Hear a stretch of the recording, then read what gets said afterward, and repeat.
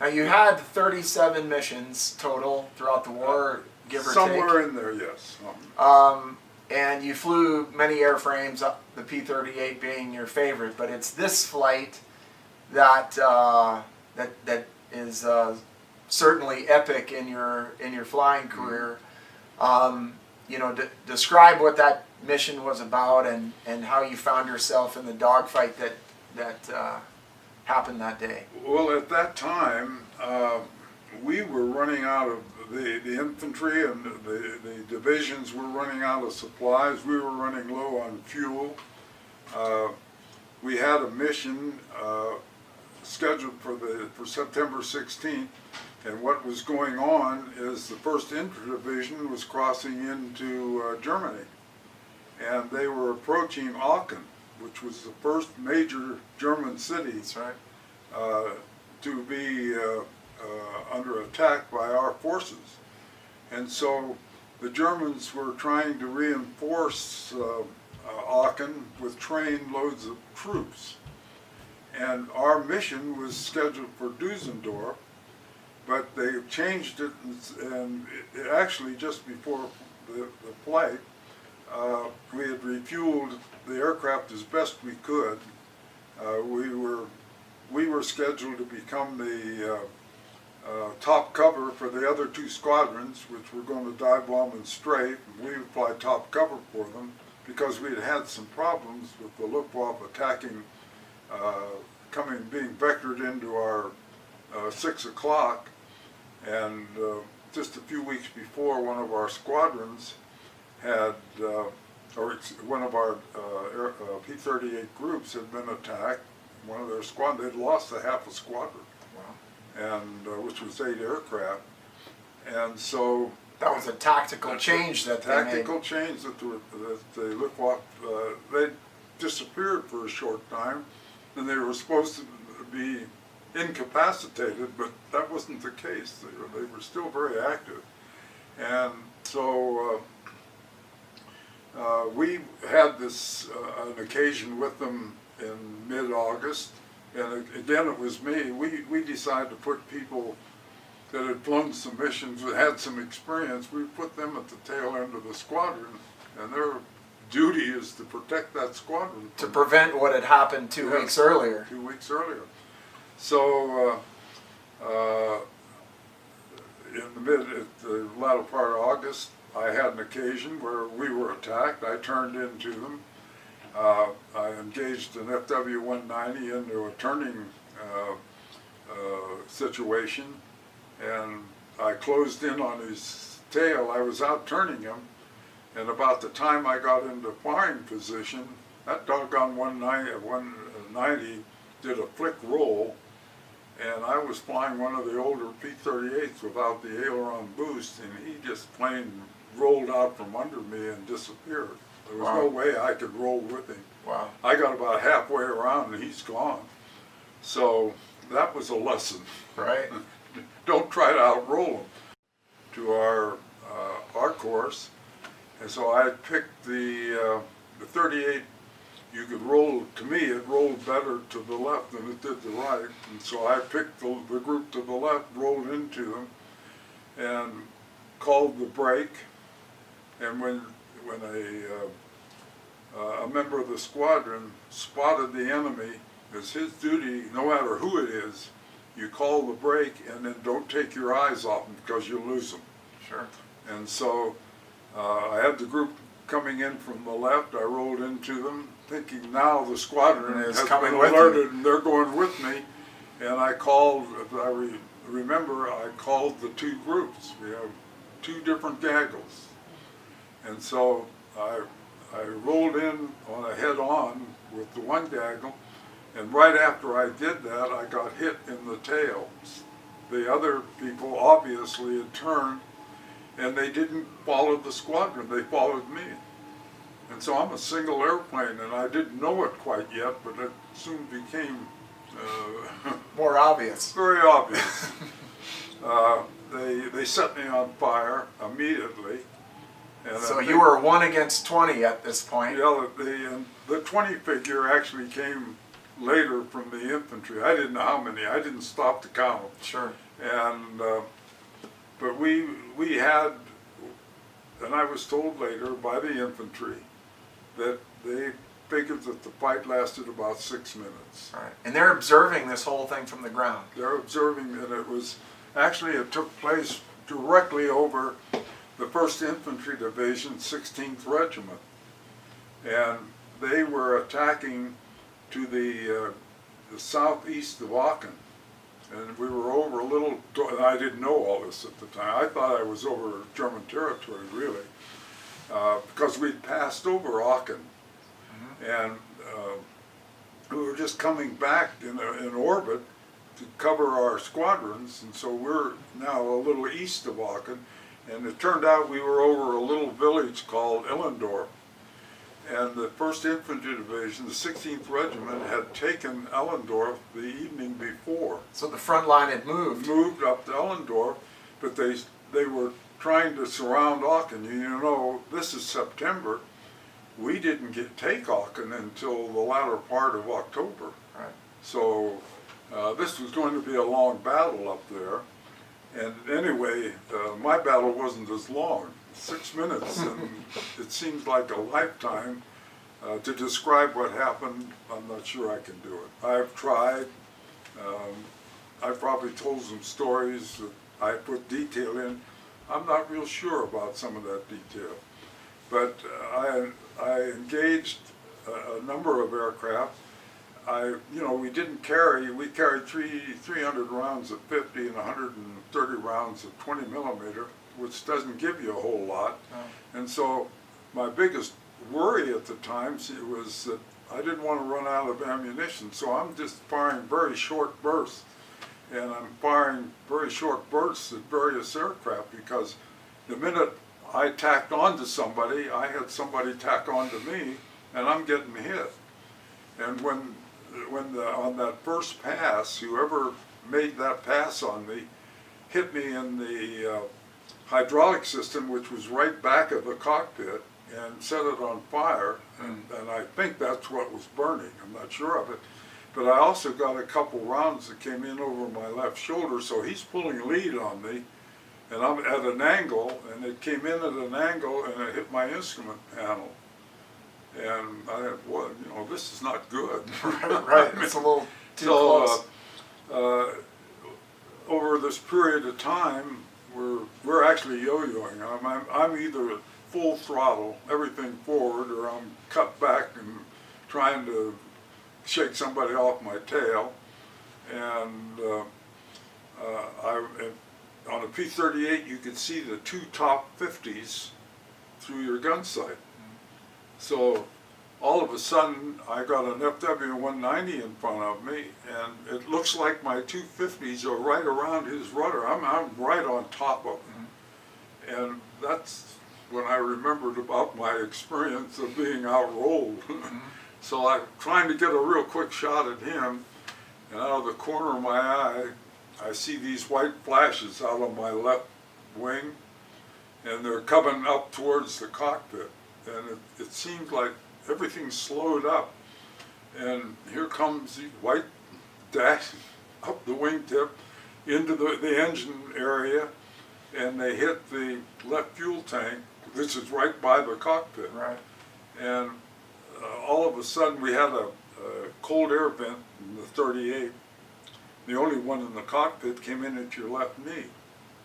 And all of a sudden, it looked like a blowtorch coming out of that air vent. And that air vent came in the leading edge of the wing and went right by the left main tank and into the cockpit. So obviously there's gasoline burning, making this thing fire in the cockpit. And I don't remember reaching for the emergency release was up above you here in the forward to release the canopy. And we have roll-up windows, so I'm not about to be rolling up and down windows. But in that microsecond of seeing this blowtorch, obviously the airplane blew up. And my next thought was, I'm falling in a cloud. Well, I knew the clouds had been around 5,000 feet, and we were yo-yoing up and down through them or on top. And so I figured I'm coming down through the cloud, so I just waited. I didn't know which way's up. So I came out the bottom of the cloud and I'm falling facing up. So I rolled over and I thought I'm behind the German lines. And I just rolled over and fell face down, and I watched the ground come up. And when everything got real big and it looked real close, I pulled the ripcord. There you go. And either it's working or it's not working. Sure. There's no use wondering. Sure. And from the ground, the infantry is saying you're credited with between 2 Focke-Wulfs and 5 Focke-Wulfs in that engagement. So you're... Yeah, that's kind of the way the story went. The infantry saw my chute. They told me they did, and I wasn't in the air too long in that chute. And I came down in this courtyard of a building, a red brick building, and it had a tree in the middle. And I came down in the courtyard. My chute hung up in the tree and yanked me to a stop. And I had tried to get my 45 out, and I didn't realize I'd been burned. And so I was trying to charge it while I was still in my chute, and I dropped it. And then I got tangled up in the tree, and I got out and got my feet on the ground. And how high were you hanging above the ground? I think inches. Really? I think I came to a stop just inches above the ground. Wow. I think. Wow. And I remember this courtyard. I don't remember leaving the courtyard, and I'm outside, and I thought, it's getting dark. And this was at 5:45 in the evening when this happened. So I thought I've been someplace, or it's getting dark, and I'm traveling along a kind of a little hedgerow, and I see these guys down in a ditch, and I thought they were German. I had this 45 in my hand. Now, I didn't know what I was going to do with it. But and you're convinced you're in enemy territory. Yeah, I thought it was in enemy territory the whole time. And all of a sudden, I'm in the middle of these people, and they had net on their helmets. Our guys wore net in the helmet. And so I figured they were American troops. And I'm figuring it's dark. It's kind of getting dark. And I threw my hands up through my 45. I didn't want them to think I'm shooting at them. Sure. And I threw the 45 over my shoulder, and I never saw it again. And then the next thing I knew, I was in an aid station. And it was funny. I'm in the aid station, and I have a memory that somebody said there's a German aircraft overhead. And I think I got up and ran out of the building. I wanted to see it. And I'm not sure that actually happened. Sure. I think it happened. And so anyway, they kind of patched me up, and I really wasn't in too good a shape. Right. And I had burned my face and my hands. And what were the extent of your burns? You had on a leather jacket and some things I that had my protected jacket you. on, and it was a very strange thing. I always wore sunglasses, and I had my helmet and my goggles, but I always left my goggles up and wore sunglasses. And just before this engagement, for whatever the reason, I don't know what it was, I took my sunglasses off and stuck them in my pocket, and I pulled my goggles down. And it probably saved my eyesight, because I think when I began to think back, the getting dark was the burns in my face. Right. And probably my eyelids and so forth. But the infantry took me back, and not very far. And I'm thinking it's getting nighttime, and they took me into a tent, and it was the commanding officer of the 16th Regiment. And he's there with 2 or 3 other, he's a full colonel, and I think they're telling him that they'd pick me up and they'd given me medical attention. And he said, "Are you hungry? And do you want dinner?" And he's having dinner. So it must have been around 6 o'clock. clock time. It's double Sure. British summertime, so it's still light, 2 hours daylight savings. And I think I had dinner with him, and I'm not feeling all that well, and he was very gracious, and he got some people to help me out of the tent and get me in with the medics, and I think I lost my dinner when I came out of it. And again, I'm not sure. Sure. I think that's what happened. Sure. And by coincidence, the watch you're wearing right now was the one you were wearing that watch band the day you were shot down. It's the silver. The leather had been burned, I guess, and I had a GI watch, much like the one I'm wearing. And when they cut my jacket off, and the jacket, I had a backpack chute on, and the back of my jacket was burned halfway down my back, so it actually had burned down between my back and the chute. Wow. So my chute could have been burned too. Sure. And Wow. maybe that's why I came down so fast. Wow. But and again, that's just nurses telling me what it was like Sure. when they worked on me. Sure. And those marvelous GI nurses. I mean, they left a wonderful impression. Sure. But I remember when I left the colonel, they took me back to what I believe was the 45th Evac Hospital. And by that time I wasn't seeing well, and I was burned, and this all happened later, they told me later, but apparently one of the doctors had adopted a method of handling new burns, deep burns, and they put me on the operating table, and now they've got a lot of casualties in there, and they started picking the burn areas to make them raw, and I didn't know what they were doing, but I mean, I thought I was going to lose my mind. I mean, just picking up my face. Hurt. And it's colder in hell, and you're shivering, and it was very miserable. But what they were doing, they were using what was a new technique on burns.